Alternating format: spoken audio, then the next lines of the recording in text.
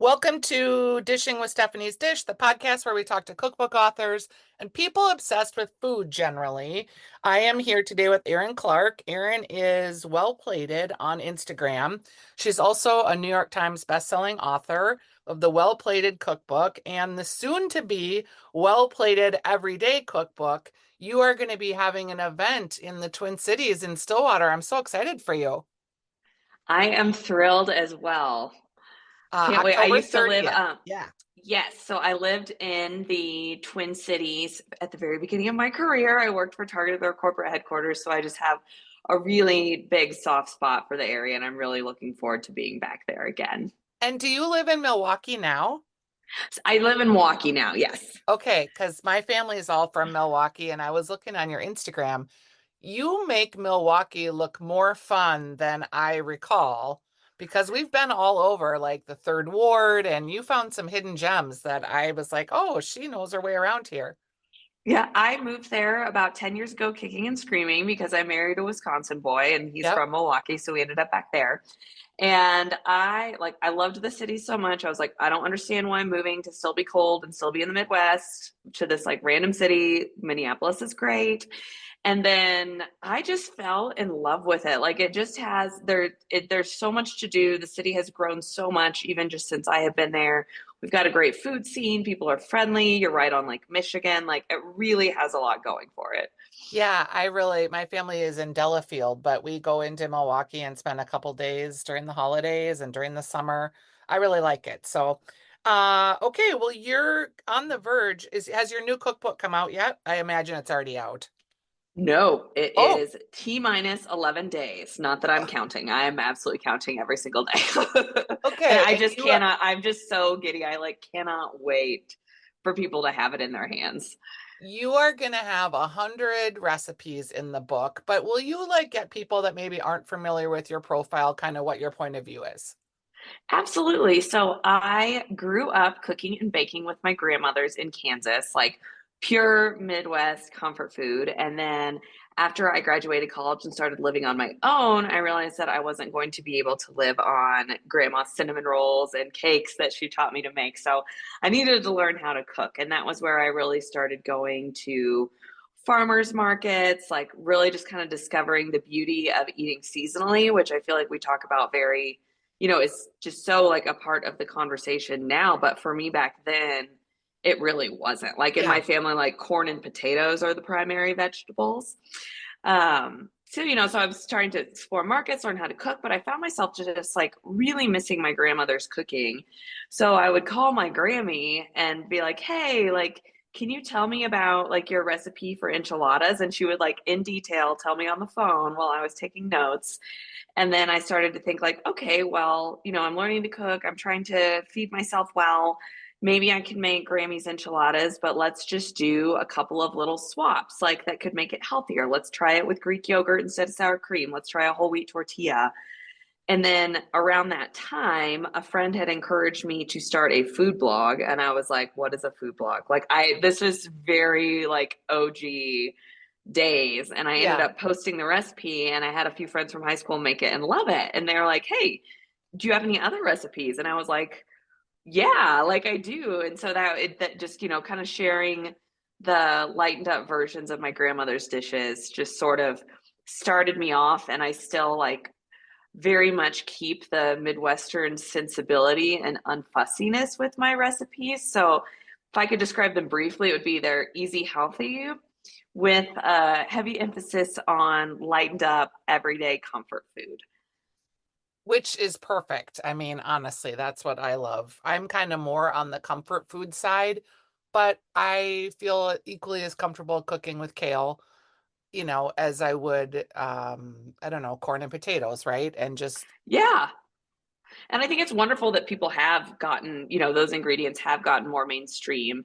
And I really like the idea of finding ways to make healthy eating more accessible. So, for example, in my cookbook on my blog, I will not put an ingredient in there if it's going to require you to go to a specialty food store. I try to keep the spices like very streamlined. I get it, like we're all busy and sometimes you're not in the mood to cook. So, how can we get to a result that's good for you, faster, but is still delicious because life is also just way too short for boring chicken breasts and rice like every single Yes. night of our lives. So, how can we have a little fun with it without, you know, making it a ton of work for ourselves either? So how long have you had your blog then? Going on 13 I years. was gonna say it has to be about, we've had a radio show about food for 15 years, and we kind of Hmm. started right at the very beginning of, food culture, and that was when a lot of the bloggers were getting started. And do you still blog a lot, or are you kind of to the stage where you're repurposing recipes and re-looking at some of your old content? We are doing both. So I still publish about 3 new recipes a week to my blog. And then we're constantly going back, especially to some of those older recipes and seeing, if there are tweaks that we can do to make them better. At the beginning, I was the photographer with my like flip phone underneath Yep. our, awful like orange light in our kitchen. So some of those recipes, it's been fun to go back and spruce them up. And then as, video has taken over social media and with me being the face of the brand, a lot of we've been shooting videos with me in them, and that has actually been a ton of fun in the sense of just like rediscovering, favorite recipes that I haven't made in years. Yeah. And looking back on, what would you say are like, are there some that are you're known for, or that are like your specialties? I would say I definitely am known overall for one pot meals. Like if I can one pot or one pan something, I will absolutely do it. Recent one that we did, and this is just top of mind because we did the video a couple of weeks ago, is a homemade version of Hamburger Helper. So I grew up like Hamburger Helper house all the way, and there's still something like very nostalgic and comforting about it. Except, I mean, this will sound hysterical to describe it this way, but it is a gourmet hamburger helper. There's just, I Sure. always like to find like just a couple of little things that you can tweak. First of all, it's from scratch, it's easy, you don't need the box. And I add a little bit of hot sauce and a little bit of Dijon mustard. You cook everything together in the same pot so that as the pasta cooking liquid reduces and the pasta releases those starches, it makes this really like luscious, silky sauce without the need for any cream. And everyone loves this recipe. My husband loves it.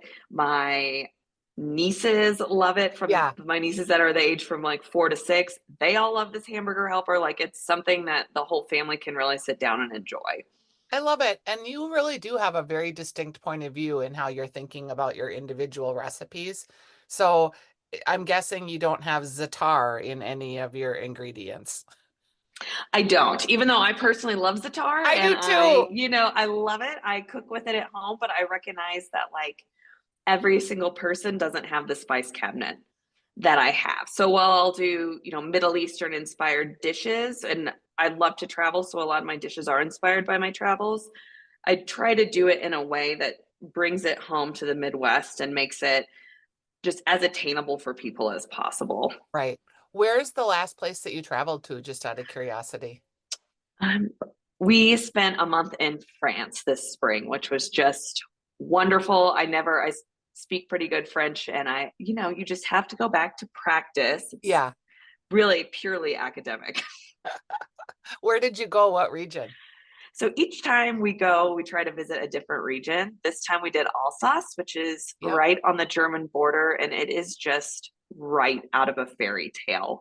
It's the some of the little villages around there are what inspired Walt Disney to design Belle's hometown in Beauty and the Beast, and it was like stepping into a storybook. It was Yeah. just so charming. Are you able to, as a content creator, are you able to take like a month off and fully unplug, or are you just working remotely? How does that work for you? Because I imagine you've got a team at this point. I do. I have a wonderful team. They're just fantastic. Like Well Plated would not be able to offer the content that we do without them. And I think that they would probably be more okay with me unplugging than I am okay with myself being Sure. totally off. And this is just the reality of being a small business owner. Like for us, even getting a full day off on the weekend is really, really challenging. And it kind of bites you the next day, or Monday when you get back. I'm trying to be a little better about finding at least one day where we don't do any work. So even when we travel, we are always checking in, We put in a few hours here and there. We're often creating content while we're out there. But I also just view it as like, wow, how cool is it that I get to, yes, you could view it as like, I'm in France and I'm working. Yeah. I view it as like, how cool I can go to France while I work. Yeah, and it is really like a change in lifestyle. Like the creative culture has created so much flexibility for so many people. Do you get caught up and worried about like the algorithms and when things change and traffic goes down? And are you always kind of chasing that? I mean, we are chasing it in the sense that, it is our livelihood. Like my site depends on traffic, and that traffic primarily for us comes from Google search. So I'm constantly like reading articles, trying to stay up to date. At the same time, ranking, a friend of mine described it as like checking your rankings is like standing on the scale every single day. Don't do Yes. it. Just overall, we're always looking for healthy growth. And the truth is, like, you are constantly, you win some, you lose some. This is a particularly challenging time for online content creators, just with AI. No one is really certain of what that's going to lead to. You're seeing AI appear in search results where independent content creators like myself and my peers used to have our recipes appear. Now it's AI. And just over, really, especially the last 5 years, I feel like it's gotten super saturated. And so Google is sorting through what's quality content and what's not. And so there's just overall, there's just less space to go around, and there's less content than ever. Or excuse me, less space to go around and more content than ever. And this idea of low quality is sort of a, you know, to get to these advertising tiers, people need to have high quality content. Google's just like, oh, we spotted some low quality content. And you're just like, what? Like, help me figure this out. So many people have been caught in that kind of trap of trying to grow and not really getting direction very much from Google. And it is just changing the game, I think. And then I wonder, like, okay, as creatives, we're going to find the next thing, right? So is it like I'm seeing a lot of people, you mentioned video, I'm seeing a lot of people on YouTube creating their own TV shows. I'm Mhm. seeing Substacks. Is that something that you're exploring? Any of those other alternative avenues? It's one of those things where, like, if I could clone myself, I would try to do them all. Um, Substack, I think, is really fun and intriguing to me because it gives people a way to directly support at a very affordable rate their Yep. favorite authors, creators. For us, but I feel like a key to making that work is to offer content that you can't get anywhere else without paying. Currently, Well Plated is free for Yep. readers to access, and we don't really have the capacity to create additional free content on top of that. So kind of the way that we have structured our strategy is to give away as much as possible. Not only are the recipes free, we do free meal plans. And my hope is that we'll make Well Plated a resource for you and make it the place that you want to go. And then, for now, if by cultivating that loyal reader base, that can kind of be a foundation of our business that's not subject to algorithms. Yeah, like maybe creating modules or workbooks or PDF content that can be about, the top 30 things you need to have in your pantry and blah, blah, blah. Yeah, we're always looking to offer resources. Right now, we're working on putting together a updated, super comprehensive Thanksgiving guide that gives you the realistic week of Thanksgiving prep list, not the like. I mean, yes, it would be great. I know I can freeze pie crust 3 months in advance. I am not freezing my Thanksgiving pie Right. crust 3 months in advance. I'm No. just not that person. I admire that person. I'm not that person. So, say we start on Sunday? Like, how can we really get this done?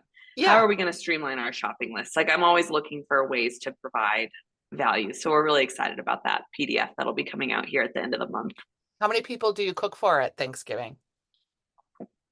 I'm very spoiled on Thanksgiving Day, and that I get to go to my mom's house, and she and my stepdad are fabulous cooks and take off like 2 days of work, and the turkey is like a masterpiece.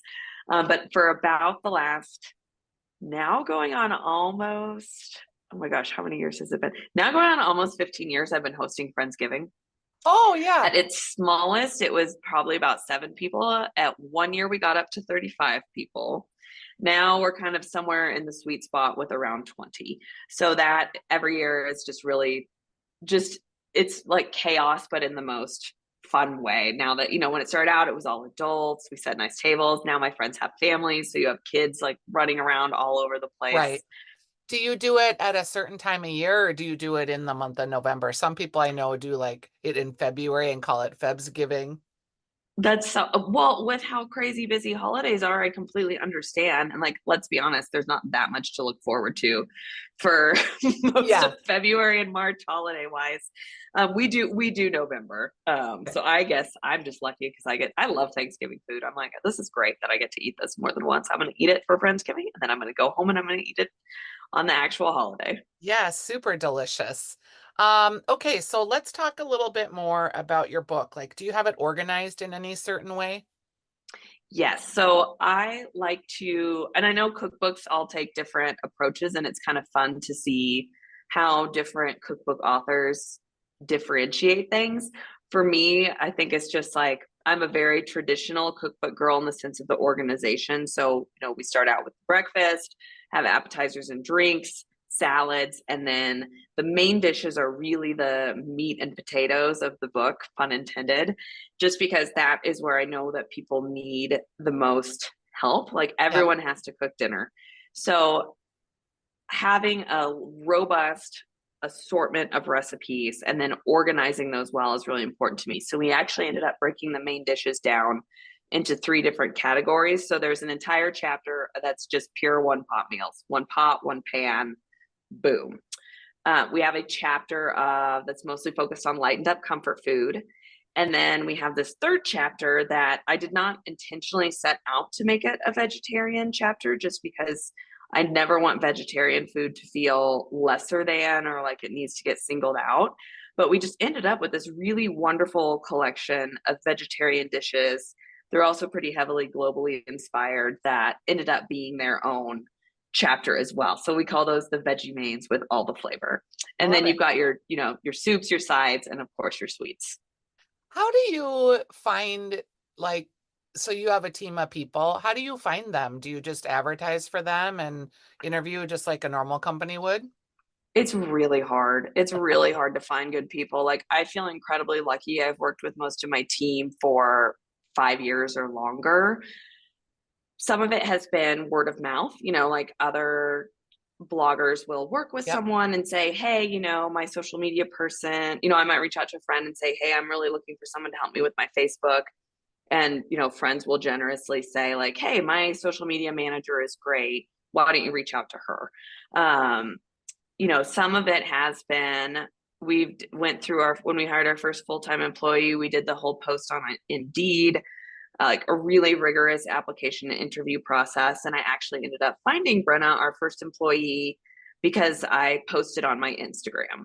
And so she reached out, applied through Indeed, and we really went through that formal process. But it is truly time consuming and exhausting. Yeah. It's hard. And I think every business, I don't find myself unique in that way.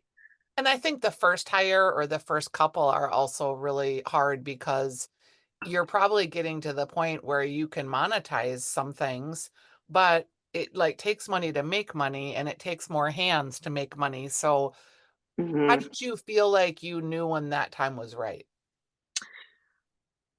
When I just could not, it just got to a point where I either had to be, we either needed to hire someone or we needed to be okay with doing a lot less. Yeah. And I just could not, at that point, I had managed to outsource, the recipe photography, the social media, but I really was so burned out. And I was like, I can't, I love what I do, but I can't do it at the right capacity.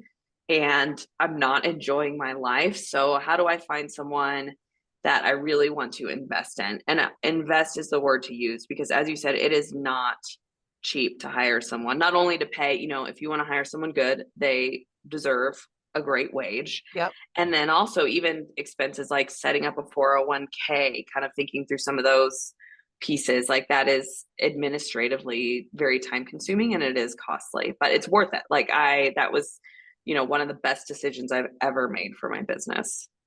And things like healthcare. I mean, if you are Hmm. employing people full time, they want benefits.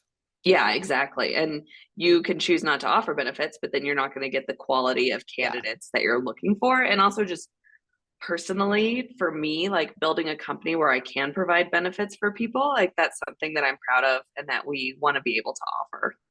Yeah, it's funny that you mentioned that because I had a business before I'm mostly a broadcaster who happens to write some cookbooks that are regionally based. But before being a broadcaster, I did have a small business and I was really proud of the fact that we always offered healthcare. Like it just felt like businesses I didn't it's not the business's job, but it is the way our society is set up. So if that's the way it's going to be, then let's participate, let's do it, let's take care of our employees.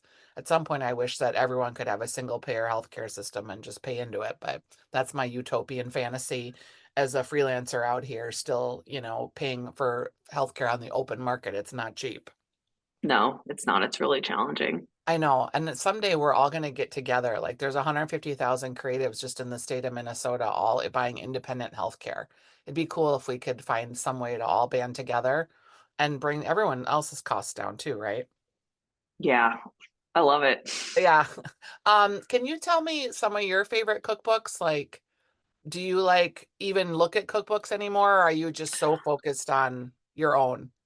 No, I just love cookbooks. I I do read too. cookbooks like people read novels, which is why, if you read my first cookbook and my second one when it comes out, like the writing is incredibly personal to me. I pour like so much of myself into that because food, the recipes need to work. They need to be rock solid. That's the number one thing with a cookbook. And we work incredibly, incredibly diligently on that. My whole team does.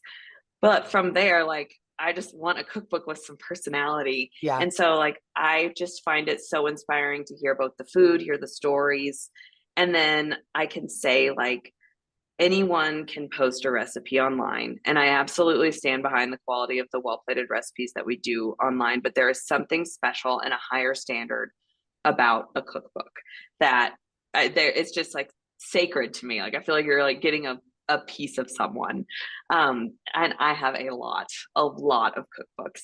I joke, but it's not, it's actually quite true that Ina Garten taught me how to cook Oh, yes.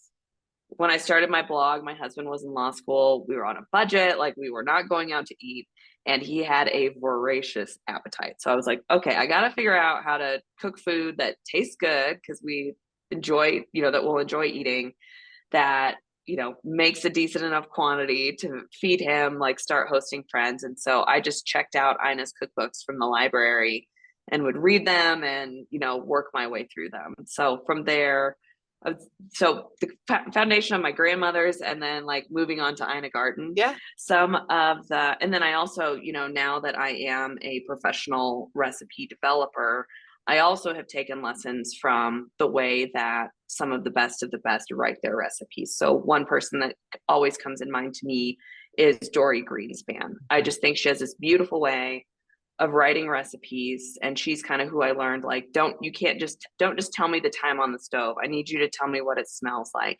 I need you to tell me, if the color's golden. Like how do we appeal to all of these different senses to make people feel really confident? And that confidence aspect is really important to me too. So I want you to feel good the entire time you're making my recipe, not just be like pleased at the end that it turned out. So, Yeah. if you're making a cake batter and it looks curdled, I'm going to tell you it looks curdled. It'll Yep. be fine. Um, and I feel like I picked some of that up from Dory Greenspan as well. Oh, wow. Those are some of my heroes too. So it's fun to hear you Mm-hmm. say that. I just started reading the Ina Garten memoir. Oh, I'm listening to it. I'm about a third of the way through. It's Oh, just delightful. I know. She's so great. Does she read it? I probably should have She listened to does. it because She I does. just find her she's so funny. She really is. Yeah. It's delightful. Yeah. Okay. So people can come to you're going to do a reading. You're going to be at Valley Booksellers in Stillwater on Yeah, October 30th. we are doing the event at Modern Wealth, so it's in Oh, okay. partnership with Valley. So it's in Minneapolis, and I will have a partner in conversation, Lee Funky from Fit Foodie Finds, Sure. who is a friend and just like a rock star food blogger who is also based in the Twin Cities. So she graciously agreed to do a Q&A with me. We'll be having some snacks passed out from the book. It's just going to be a really fun evening of conversation. Of course, everyone will leave with a signed copy of the book, and I'm just so looking forward to having that in-person connection. Yes, I'll go ahead and put a link for tickets in the show notes. I'm going to bump up when I release this podcast so that people have time to get tickets. It was super nice to talk with you and to meet you. I'm excited about your book. I have followed you on Instagram, so it was fun to get a chance to talk with you. And I loved hearing how thoughtful you are about your point of view on the recipes. It really shows in the work that you do. You're doing a really Oh, great that job. thank you so much. That For really sure. just means a lot. I can't overstate how much that means because sometimes you just feel, I mean, it's hard. You're in the It's void hard. It's a alone. lot of Yeah, work. like Yeah. absolutely. All right, Erin, it's great. Good luck with the book, and I maybe we'll see you at Modern Well. Who knows? Yeah, I hope so. It was All great right. meeting you. All Okay, thanks, right. Erin. Thanks Bye-bye. again.